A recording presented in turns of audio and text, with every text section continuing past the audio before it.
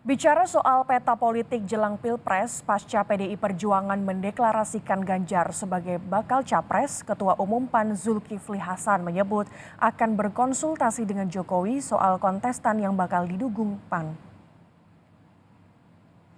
Zulhas mengucapkan selamat kepada Ganjar yang ia sebut berhasil memimpin Jawa Tengah.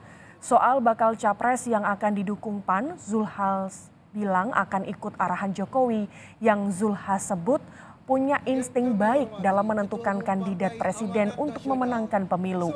Sementara soal bakal cawapres, Ketua Umum PAN menekankan punya kedekatan khusus dengan Menteri BUMN yang juga Ketua Umum PSSI Erick Thohir.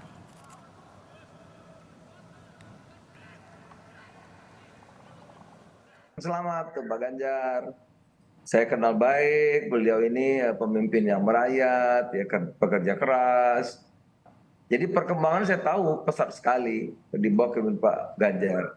Jadi mudah-mudahan sukses, kita doakan ya. Nah, tapi kalau PAN ditanya gimana? Nah, saya punya kedekatan khusus dengan Pak Erick Thohir.